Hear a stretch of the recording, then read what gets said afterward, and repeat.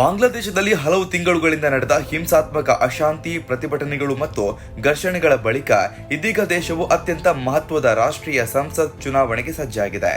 February 12ರಂದು ಬೆಳಗ್ಗೆ 7:30ರಿಂದ ಮತದಾನ ಆರಂಭವಾಗಲಿದ್ದು, ಚುನಾವಣಾ ನಿಯಮಾನುಸಾರ 48 ಗಂಟೆಗಳ ಮುಂಚೆಯೇ ಪ್ರಚಾರ ಕಾರ್ಯ ಅಂತ್ಯಗೊಳ್ಳಲಿದೆ. ಅದರಿಂದ ಫೆಬ್ರವರಿ 10ರಂದು ಸಂಜೆ 7:30ಕ್ಕೆ ಅಧಿಕೃತ ಪ್ರಚಾರಕ್ಕೆ ತೆರೆ ಬೀಳಲಿದೆ. ಅಂತಿಮ ಹಂತದಲ್ಲಿ ರಾಜಕೀಯ ಪಕ್ಷಗಳು ತೀವ್ರ ಪ್ರಚಾರ ನಡೆಸುತ್ತಿದ್ದು, ಮತದಾರರನ್ನ ಸೆಳೆಯುವ ಭರವಸೆಗಳ ಮಳೆಯನ್ನ ಸುರಿಸುತ್ತಿವೆ. ಈ ಚುನಾವಣೆ ಹಲವು ಕಾರಣಗಳಿಂದ ಐತಿಹಾಸಿಕವಾಗಲಿದೆ. 2009ರಿಂದ ಸುಮಾರು 15 ವರ್ಷಗಳ ಕಾಲ ಅಧಿಕಾರದಲ್ಲಿದ್ದ ಶೇಖ್ ಹಸೀನಾ ಅವರ ಅವಾಮಿ ಲೀಗ್ ಪಕ್ಷವನ್ನ ನಿಷೇಧಿಸಿರುವುದು ರಾಜಕೀಯ ವಾತಾವರಣವನ್ನ ಸಂಪೂರ್ಣವಾಗಿ ಬದಲಾಯಿಸಿದೆ. 2024ರಲ್ಲಿ ನಡೆದ ಭಾರೀ ಜನ ಆಂದೋಲನದ ಪರಿಣಾಮವಾಗಿ ಹಸೀನಾ ಸರ್ಕಾರ ಅಧಿಕಾರದಿಂದ ಕೆಳಗಿಳಿಬೇಕಾಯಿತು. ಆ ಹೋರಾಟದಲ್ಲಿ ಯುವ ಜನತೆ, ವಿಶೇಷವಾಗಿ ಜೆನ್ಜಿ ಪೀಳಿಗೆ ಪ್ರಮುಖ ಪಾತ್ರ ವಹಿಸಿತ್ತು. ಇದೀಗ ಅದೇ ಪೀಳಿಗೆ ಮೊದಲ ಬಾರಿ ಮತ ಹಕ್ಕು ಚಲಾಯಿಸಲು ಸಜ್ಜಾಗಿರೋದು ಗಮನಾರ್ಹ. ಮುಸ್ಲಿಂ ಬಹುಸಂಖ್ಯಾತ ರಾಷ್ಟ್ರವಾದ ಬಾಂಗ್ಲಾದೇಶದಲ್ಲಿ 2009ರ ಬಳಿಕ ಇದೇ ಮೊದಲ ಬಾರಿಗೆ ಸ್ಪರ್ಧಾತ್ಮಕ ಮತ್ತು ಮುಕ್ತ ಚುನಾವಣೆಯಾಗಬಹುದು ಎಂಬ ನಿರೀಕ್ಷೆ ವ್ಯಕ್ತವಾಗಿದೆ. ಹಿಂದಿನ ಚುನಾವಣೆಗಳು ವಿರೋಧ ಪಕ್ಷಗಳ ಬಹಿಷ್ಕಾರ, ಹಿಂಸಾಚಾರ ಮತ್ತು ಅಕ್ರಮಗಳ ಆರೋಪಗಳಿಂದ ವಿವಾದಕ್ಕೀಡಾಗಿದ್ವು. ಆದರೆ ಈ ಬಾರಿ ಪರಿಸ್ಥಿತಿ ವಿಭಿನ್ನವಾಗಿದೆ ಎಂದು ರಾಜಕೀಯ ವಿಶ್ಲೇಷಕರು ಅಭಿಪ್ರಾಯವನ್ನ ವ್ಯಕ್ತಪಡಿಸಿದ್ದಾರೆ. ಅವಾಮಿ ಲೀಗ್ ಇಲ್ಲದ ಹಿನ್ನೆಲೆ ಮುಖ್ಯ ಪ್ರತಿಸ್ಪರ್ಧಿಯಾಗಿರುವ ಬಿಎನ್ಪಿ ಮತ್ತು ಜಮಾತ್ ಇ ಇಸ್ಲಾಮಿ ಸೇರಿದಂತೆ ಇತರ ಪಕ್ಷಗಳು ಬಲವಾದ ಹೋರಾಟ ನೀಡುತ್ತಿದೆ.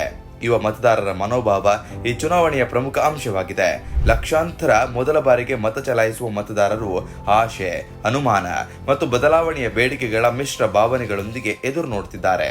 ಉದ್ಯೋಗಾವಕಾಶಗಳ ಕೊರತೆ, ಆರ್ಥಿಕ ಸ್ಥಿರತೆ, ಭ್ರಷ್ಟಾಚಾರ ವಿರೋಧಿ ಕ್ರಮಗಳು ಮತ್ತು ಪ್ರಜಾಸತ್ತಾತ್ಮಕ ಮೌಲ್ಯಗಳ ರಕ್ಷಣೆಯಂತಹ ವಿಷಯಗಳು ಅವರ ಮುಖ್ಯ ಚಿಂತನೆಗಳಾಗಿದೆ. 2024ರ ಉದ್ರಿಕ್ತ ಆಂದೋಲನದಲ್ಲಿ ಪ್ರಮುಖ ಪಾತ್ರ ವಹಿಸಿದ್ದ ಯುವ ಜನತೆ ಈಗ ಮತಪೆಟ್ಟಿಗೆಯ ಮೂಲಕ ತಮ್ಮ ಧ್ವನಿಯನ್ನ ವ್ಯಕ್ತಪಡಿಸಲು ಬಯಸುತ್ತಿದ್ದಾರೆ. ರಾಜಕೀಯ ಪಕ್ಷಗಳು ಕೂಡ ಯುವಜನರ ಬೆಂಬಲ ಪಡೆಯಲು ಸಾಮಾಜಿಕ ಮಾಧ್ಯಮಗಳಲ್ಲಿ ಸಕ್ರಿಯವಾಗಿದೆ. ಫೇಸ್ಬುಕ್, ಟಿಕ್ಟಾಕ್ ಮತ್ತು ಯೂಟ್ಯೂಬ್ ಮೂಲಕ ತಮ್ಮ ಪ್ರಚಾರವನ್ನು ವಿಸ್ತರಿಸುತ್ತಿದ್ದು, ಉದ್ಯೋಗ, ಶಿಕ್ಷಣ ಮತ್ತು ಕಲ್ಯಾಣ ಯೋಜನೆಗಳ ಭರವಸೆಯನ್ನ ಮುಂದಿಟ್ಟಿವೆ. ಮಹಿಳಾ ಮತದಾರರ ಪಾತ್ರವು ಹೆಚ್ಚುತ್ತಿದ್ದು, ಮಹಿಳೆಯರಿಗಾಗಿ ನಗದು ಸಹಾಯ, ಆರೋಗ್ಯ ಯೋಜನೆಗಳು ಮತ್ತು ಸಬ್ಸಿಡಿ ಮನೆಗಳಂತಹ ಭರವಸೆ ಪ್ರಚಾರದ ಪ್ರಮುಖ ಅಂಶವಾಗಿದೆ. ಆದರೆ ಭದ್ರತೆ ಮತ್ತು ಶಾಂತಿ ಪ್ರಮುಖ ಸವಾಲಾಗಿದೆ. ಇತ್ತೀಚೆಗೆ ನಡೆದ ಅಶಾಂತಿ ಮತ್ತು ಹಿಂಸಾಚಾರ ಹಿನ್ನೆಲೆ ಚುನಾವಣಾ ಆಯೋಗ ಹಾಗೂ ಭದ್ರತಾ ಪಡೆಗಳು ಕಟ್ಟುನಿಟ್ಟಿನ ಕ್ರಮಗಳನ್ನು ಕೈಗೊಂಡಿವೆ. ಮತದಾನ ಪ್ರಕ್ರಿಯೆ ಪಾರದರ್ಶಕ ಮತ್ತು ನ್ಯಾಯಸಮ್ಮತವಾಗಿರಬೇಕು ಎಂಬ ಒತ್ತಡ ದೇಶೀಯ ಹಾಗೂ ಅಂತಾರಾಷ್ಟ್ರೀಯ ಮಟ್ಟದಲ್ಲಿದೆ. ವಿದೇಶಿ ವೀಕ್ಷಕರು ಮತ್ತು ಮಾನವ ಹಕ್ಕು ಸಂಘಟನೆಗಳು ಈ ಚುನಾವಣೆಯನ್ನ ಸಮೀಪದಿಂದ ಗಮನಿಸುತ್ತಿದ್ದಾರೆ. ಒಟ್ಟಾರೆಯಾಗಿ ಬಾಂಗ್ಲಾದೇಶದ ಈ ಚುನಾವಣೆ ಕೇವಲ ಸರ್ಕಾರ ಬದಲಾವಣೆಯ ಪ್ರಶ್ನೆಯಲ್ಲ, ಇದು ದೇಶದ ಭವಿಷ್ಯದ ದಿಕ್ಕು ನಿರ್ಧರಿಸುವ ಮಹತ್ವದ ಘಟ್ಟವಾಗಿದೆ.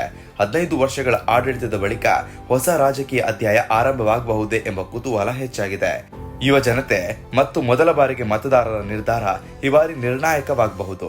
ಹಿಂಸಾಚಾರದ ನೆರಳಿನಿಂದ ಹೊರಬಂದು ಸ್ಥಿರತೆ ಮತ್ತು ಪ್ರಜಾಸತ್ತಾತ್ಮಕ ಮೌಲ್ಯಗಳತ್ತ ದೇಶ ಸಾಗ್ತದೆ ಎಂಬುದನ್ನು ಫೆಬ್ರವರಿ 12ರ ಫಲಿತಾಂಶವೇ ಹೇಳಲಿದೆ. Subscribe to One India and never miss an update. Download the One India app now.